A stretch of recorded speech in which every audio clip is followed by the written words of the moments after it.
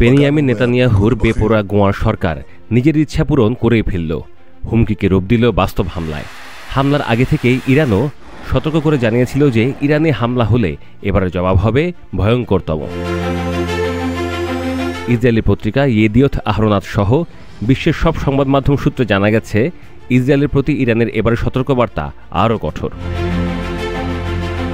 ইরানের সর্বোচ্চ নেতা আয়াতুল্লাহ আলী খামেনি বলেছেন যে ইসরায়েল তার দুর্বৃত্তায়নের অন্যতম সর্বোচ্চ পর্যায়ে দেখিয়ে নিজের হাত রক্তে রাঙিয়েছে। এর জন্য চরম মূল্য ইসরায়েলকে দিতেই হবে, তাকে কঠিন শাস্তি পেতেই হবে, এমন মন্তব্যও করেন খামেনি। নাম প্রকাশ না করার শর্তে ইরানের এক নিরাপত্তা কর্মকর্তা বলেছেন যে তেল আবিব ও ওয়াশিংটনকে তেহরানের নিঃসুতম চেহারা দেখতে হবে। ইরানের রাষ্ট্রীয় বার্তা সংস্থা ইরনার প্রতিবেদন বলছে, দেশটির সংশ্লিষ্ট কর্মকর্তারা ইসরায়েলি হামলা জবাব দিতে দফায় দফায় জরুরি বৈঠক করছেন।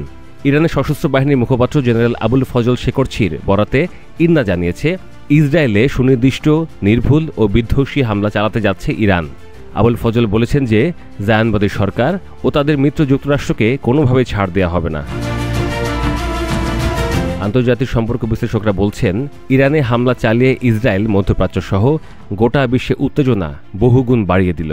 তাদের আশঙ্কা, ইরান এর জন্য জবাব দেবেই এবং এতে করে পরিস্থিতি আরও অস্থিরতার দিকে ধাবিত হচ্ছে। কেননা নিকট অতীতে ইসরায়েল ইরান সংঘাত এবং ইসরায়েলের বিরুদ্ধে ইরানের অপারেশন ট্রু প্রমিসের আলোচনা বারবার সামনে চলে আসছে। মার্কিন প্রেসিডেন্ট ডোনাল্ড ট্রাম্পের মধ্যপ্রাচ্য বিষয়ক বিশেষ দূত স্টিভ উইটকফ কয়েকদিন আগে আশঙ্কার সুরে বলেছিলেন যে ইরানে ইসরায়েল হামলা করলে তার ফল হবে মারাত্মক। ওয়াশিংটন তেহরান পরমাণু আলোচনা একটা পর্যায়ে না পৌঁছানো পর্যন্ত ইসরায়েলকে ধৈর্য ধরতে ট্রাম্প প্রশাসন বারবার আহ্বান জানাচ্ছিল বলে সম্প্রচার প্রচার হয়েছে।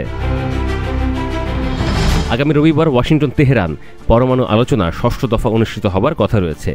এই অবস্থায় এমন ঘটনা উইটকফের কূটনৈতিক ব্যর্থতা বলেও সমালোচনা করছেন একাধিক বিশ্লেষক।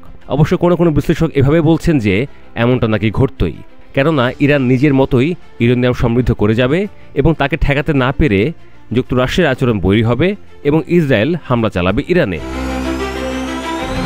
তেল আবিব নিজেও ধারণা করছে, ইরানের প্রতিশোধ মানে শুধু সে নিজে নেবে তা নয়, মধ্যপ্রাচ্য জুড়ে ইরান যাদের মাধ্যমে ছায়াযুদ্ধ চালায় তাদের দিয়েও প্রতিশোধটা নিতে পারে। যেমন ইয়েমেনের হুথি, লেবাননের হিজবুল্লাহ, ইরাকের ইরান সমর্থিত সশস্ত্র গোষ্ঠী, মধ্যপ্রাচ্যের কুর্দি গোষ্ঠী, ফিলিস্তিনি ইসলামী জিহাদ অন্যতম।